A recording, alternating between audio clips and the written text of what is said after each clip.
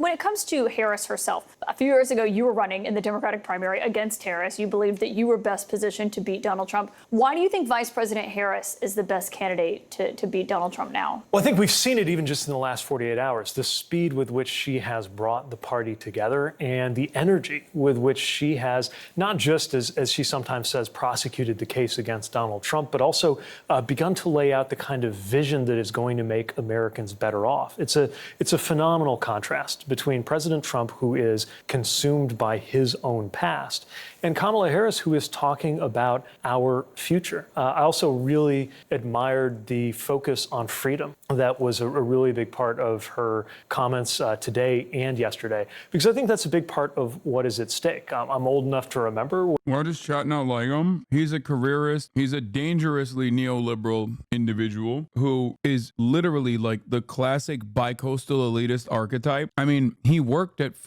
McKinsey. He's easily the best orator in the Democratic Party. Stop hating Hasan. Bro, what are you talking about? Look at Donald Trump, man. What are we talking about? Oh, he's the best orator. Like, that's not enough. He reads this phony. He is super captivating for everyone with a globe emoji on Twitter, everyone with a Ukrainian flag in their bio on Twitter, and that's like 150 total people, okay? He's a great orator in the same way that JD Vance is a good orator. They're both like utilizing this TED Talk style of speaking. It matters not how you feel about it. It matters how everyone else reads his character. When freedom was something you usually heard talked about on the Republican side and among conservatives, but right now, I think we have many, many examples why Americans will experience more secure freedom under a Kamala Harris presidency than under a return to the chaos of Donald Trump and the systematic reduction of freedom, starting, of course, with Donald Trump following through on his promise to end a woman's freedom to choose and access abortion rights in this country. Well, and Donald Trump said today that he does want to debate Vice President Harris, maybe more so than once.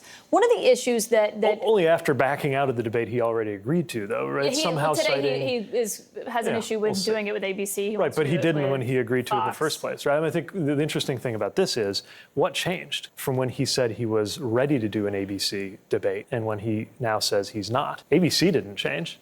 Donald Trump didn't change. But there's a new candidate, and clearly he hesitates to debate her on the exact same terms that he thought so you think would he's be okay. Scared to debate her? Yeah. Why do you think so? Because I think she is going to be so effective, and she's going to lay bare his inability to talk about anything but himself and his past. I think what you'll see is two things that I'm excited for Americans to see. Yes, the contrast, the way, as she laid out very powerfully, she, as a prosecutor who has defended people from people like Donald Trump, is going to remind everybody about that record, but also a contrast in governing records. She's going to be, I think, very effective in reminding Americans that on issue after issue, they already agree with us. They already agree with her and Democrats. Americans agree with Democrats and disagree with Donald Trump on taxes and his agenda of tax cuts for the rich. They agree with Kamala Harris, Democrats, and disagree with Donald Trump on his removal of the right to choose in this country. And gun violence, marriage, you can go on down the list. Former Mayor of South Bend is literally the most hilarious qualification for a presidential candidate. The fact that he was handed the transportation job is ridiculous. Is it though? I think they are straight up propping him up to be the most CIA adjacent president that the Democratic Party could ever put forward. He speaks 8 languages. I don't care. I don't. What do you mean? Okay, cool. Great. He's a nerd. I hate how corporate he is. Listen, man, Mitt Romney is also this like brilliant corporate guy. Okay, look at the way the American public perceived him. They're posting him up to give him a higher profile. He can't win a single seat in his state. Yeah. Like Xiaoma, New York City, speaks like 16 languages. You don't see me advocating for him to run for president. What a ridiculous qualification. You're reminded that Andy Beshear's children go to public school and have for years. Don't get Kentucky facts from this Ron DeSantis fanboy. Yeah, he's so pro public education that he sends his kids to private school. Yeah, Andy Beshear is not only a fucking massive advocate for public schools, he's anti-charter school, and his kids literally go to public school. No, he's so solid on that front. That's like one of his strong suits, in my opinion. But I think she's very well positioned to remind Americans of that fact. Well, and Trump also has a record on immigration. We saw what he did with the bill that was negotiated by some Republicans, a bipartisan group on Capitol Hill earlier. But there's also a record for the Biden administration, and it's been one of the lower points where they have polled, and it is also a top concern for voters. So what does that look like for Harris as how she defends how the Biden administration has handled immigration, but also maybe trying to separate herself from some of those decisions. Well, I think she's going to be able to, again, remind Americans the difference between somebody who's focused on solutions and somebody who is focused on anything that can divide us.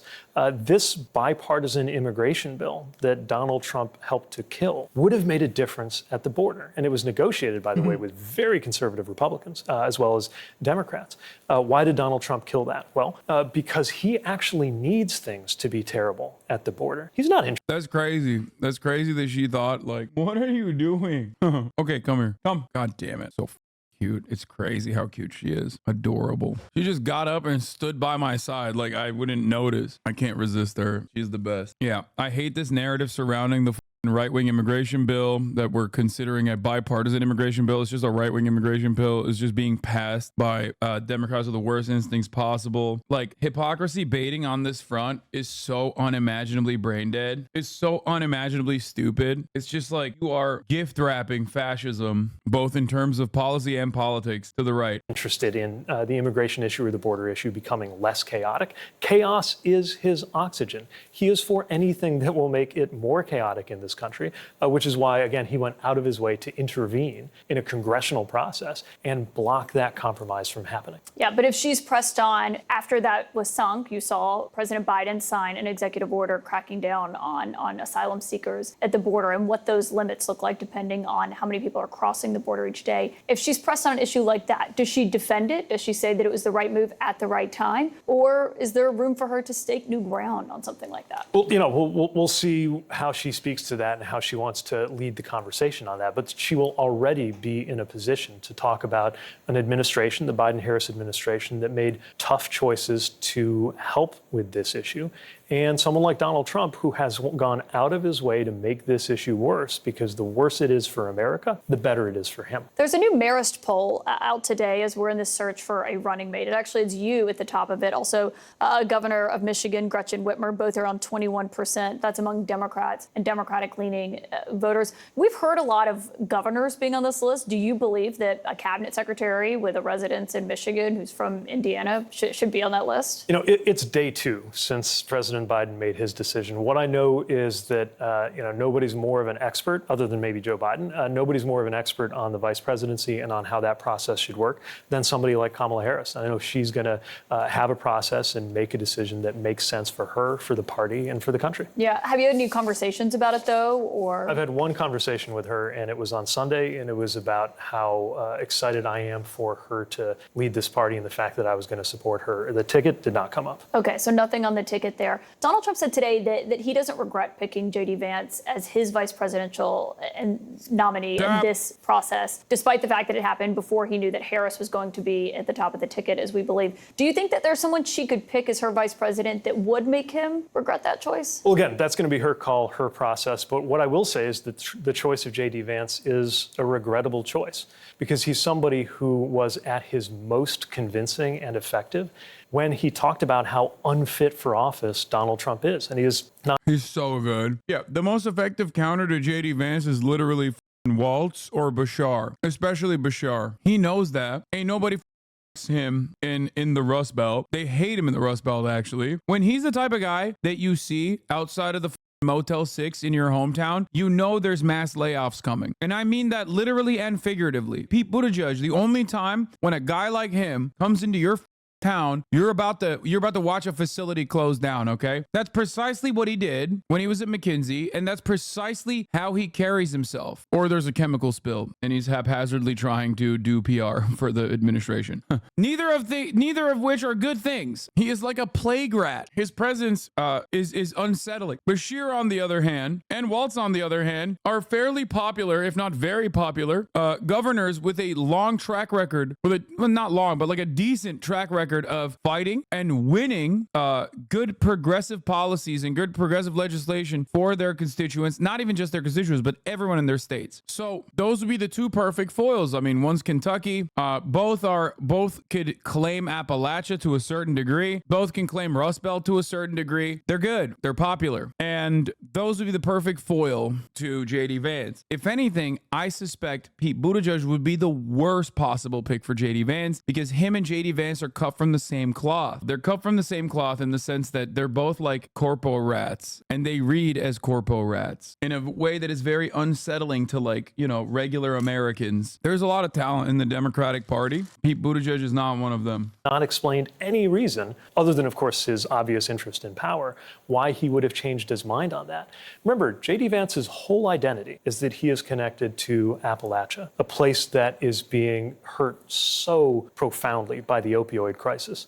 So the fact that he didn't just refer to Donald Trump as an idiot, though he did, didn't just say all kinds of things about how he was terrible, but compared Donald Trump to opioids, that is literally the darkest, most negative thing someone connected to Appalachia could possibly say about a politician. And that was in public, right? In private, he was comparing him to Hitler, reportedly.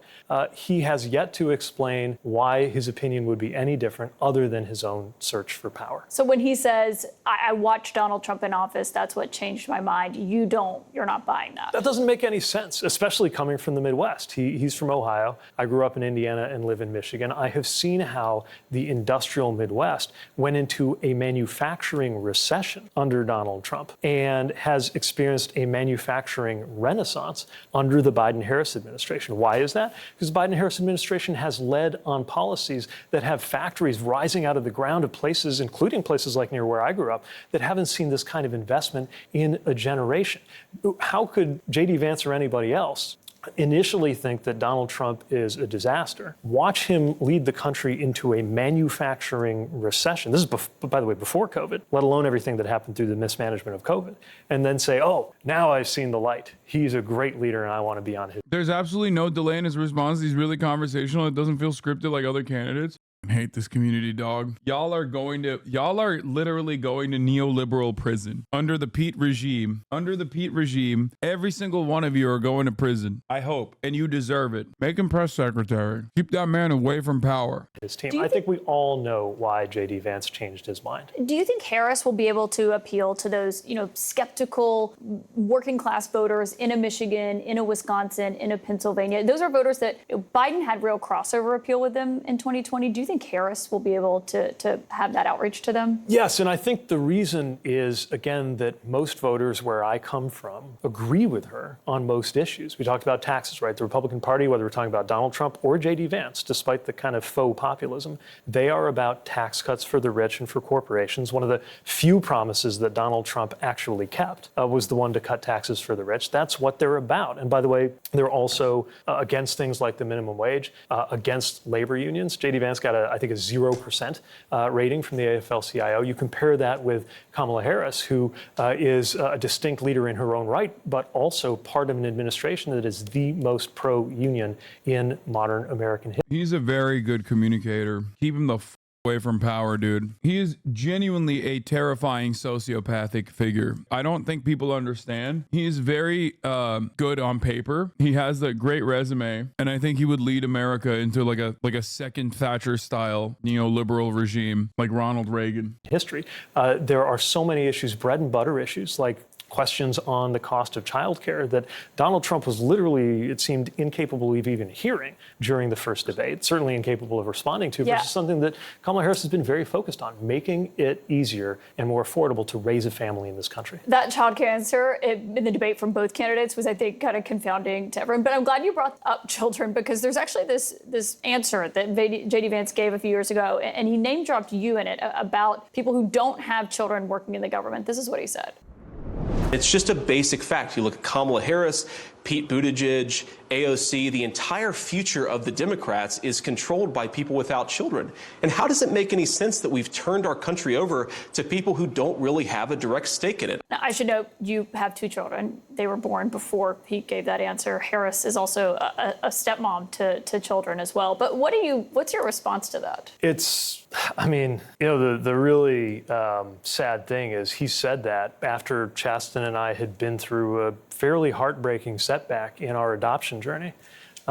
He couldn't have known that, but maybe that's why you shouldn't be talking about other people's children. And it's not about his kids or my kids or the vice president's family. It's about your family, people's families whose well-being will depend on whether we go into a future led by somebody like Kamala Harris, who is focused on expanding the prosperity, the freedom, the well-being of our families. And by the way, especially if you have kids and you're worried about climate, choosing between a party that has a plan on climate that creates jobs and a party. He's literally so Patrick Bateman coded. I don't know how else to describe it. Like it's very clean. It's very calculated. There's not a single emotion beyond anger behind those eyes. He is a perfect consultant. This is what Mitch McConnell sounded like as a young man, probably. I don't know. I mean, Mitch McConnell was a young man in like 1930s. So is Mayor Pete having a hand in the Canadian bread price fixing scandal just a meme or actually true? No, that is actually true. Like the top of the hour ad break is actually true.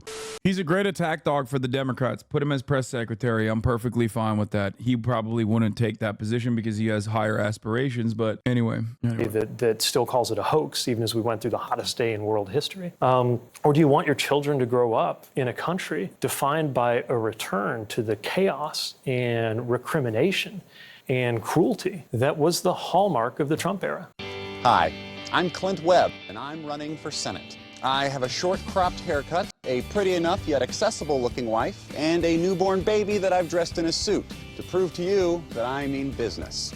For the last 15 years, I've lived my life in such a bland, uncontroversial, and repressed manner that it's almost unnatural. I still don't really see what your issue with him is, other than his highs to like the position so far as mayor. Have you ever heard of the term, like, we should never make someone who really wants to be king the king? Like, it's not a term, but like the statement that, like, you should never get someone who really wants to be president to be president. Colloquialism. That's a pretty solid warning about Mayor Pete. Mayor Pete has been angling the presidential position since he was like 12 years old. Absolutely. He is basically an empty vessel filled to the brim with neoliberalism, but he will hide those worse elements of his policy prescriptions by trying to dance around the issues. He is hard to pin down on policy prescriptions. Oftentimes, I tracked his campaign very closely in 2019. His record as the mayor of South Bend, Indiana was abysmal in terms of like refusing to do something about the white supremacy that was going on in his police force at a time when Black Lives Matter was in the forefront of the conversation. So obviously that played a pretty major role against Pete Buttigieg. I believe you when you say we need to be wary of someone. Yes. In South Bend, Indiana, his revitalization attempts were also utterly abysmal, very much neoliberal. It's the classic, like, let's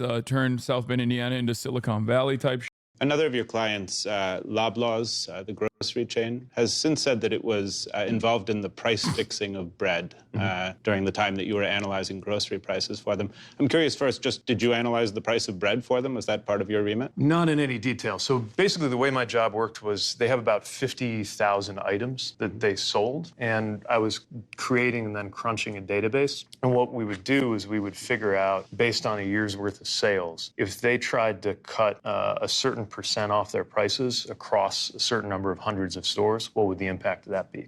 So bread was probably one of the UPC codes in there, but I didn't pay attention to one product over another. Mm-hmm. When you were working at McKinsey, did you understand the company's purpose to be exclusively maximizing its own profitability? Did you understand the purpose of the companies you worked for to be exclusively to maximize their profitability? Well, many of my clients, as you know, were public sector and nonprofit, so obviously their function was not about profitability. Yeah. But yes, I worked for a company, a for-profit company.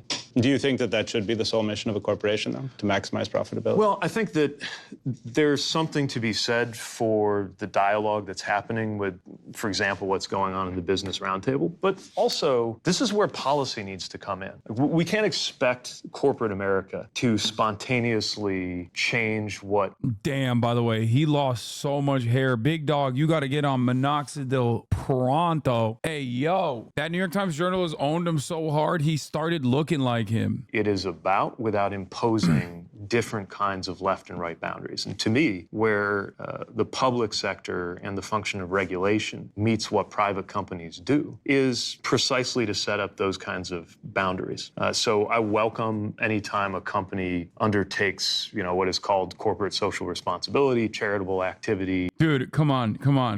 Dude, look at this. Look at what he's doing. He's a PR man, dude. Just no real answer. All word salad, but it actually plays so well to like a very specific kind of liberal who fancies themselves to be an intellectual, who wants a guy to just say the right things.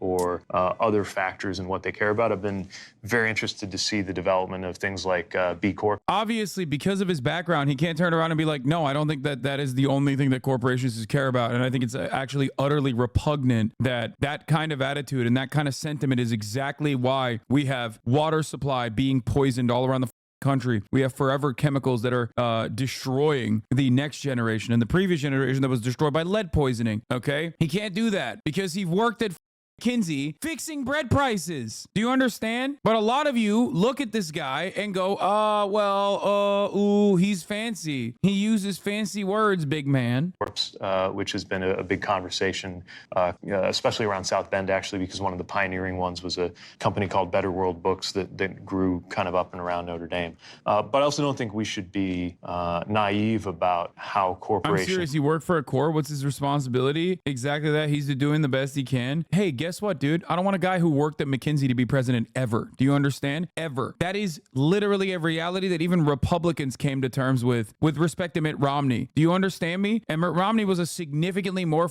progressive figure in terms of the rest of the Republican Party than Pete Buttigieg is. He's a corpo rat. That's the whole point. Mitt Romney was at Bain. He's at McKinsey. These are consulting firms. Their entire job is to eliminate redundancy, which is to engage in mass layoffs, cut corners at the behest of the corporate bottom line, at the behest of increasing shareholder value. That is all these guys do. They're mercenaries. They go from company to company. That's why I said jokingly, when that rat shows up in your town, the coal mine's shutting down. When that rat shows up in town, nurses are getting laid off. His face is one that only spells doom and gloom for the middle of America. Behave unless they are regulated to ensure that their profit-seeking activities don't cause harm. And in your view, if a company engages in criminal conduct, are the employees responsible for that conduct? Well, obviously, there's a whole theory in law about how liability works. But yeah, if somebody undertakes illegal behavior, they are, as a general rule, liable and should be. But bring that down to the practical level then. If you're working for a consultant to a company that's engaged in a massive price-fixing scheme, what's your responsibility? Well, if you have anything to do with any wrongdoing, then you're responsible. You have criticized some of McKinsey's more recent. This is my favorite part is coming right now. He's locked in. He's locked in. He's like, I'm going to kill you. After this interview is over, I am going to assassinate you by drone strike. God, where's the company that you work for a company? For downsizing. You've been on the front lines of corporate price fixing. You've been on the front lines of our misadventures. I'm sorry, of our misadventures in foreign policy. You've had direct experience of many of the things that make a lot of young people very angry about the way that this country is operating right now. You don't seem to embody that anger. So the proposition that I've been on the front lines of corporate price fixing is just to get that out of the way. You worked for a company that was fixing bread prices. No. I worked for a consulting company that had a client that may have been involved in fixing, or was apparently in a scandal. I was not aware of the Canadian bread pricing scandal until last night. But do you feel the anger that many young people feel about the state of... Yeah, of course, because it destroyed my city. I grew up surrounded by crumbling factories. Dude, it's so ominous. The switch up is so ominous. This is why I'm saying, like, pure bloodless sociopath. Only emotion you will ever get out of him is anger, okay? And resentment. It's phenomenal. This is one of the best clips to perfectly demonstrate how he operates. And I thought, what do I need to put on my resume? My city lost 30,000 of its 130,000 people, largely before I was born. So I'm under no illusions about the problems that are present in American capitalism generally, and were unleashed beginning with the Reagan era specifically. And while I may not be as emotive sometimes about my sense of anger or frustration or injustice, I would not be doing any of this if I were not propelled by a level of passion.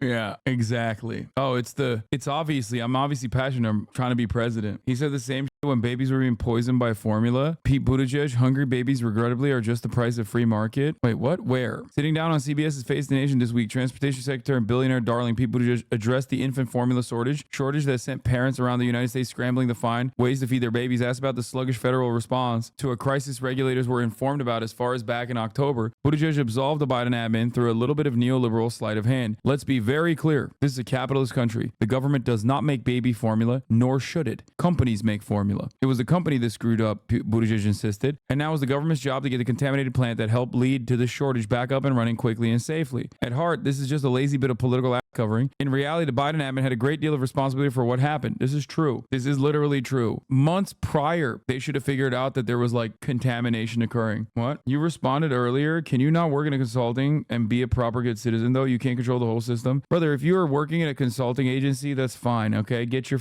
money up, not your funny up. But I don't want you anywhere near the presidency. That's it.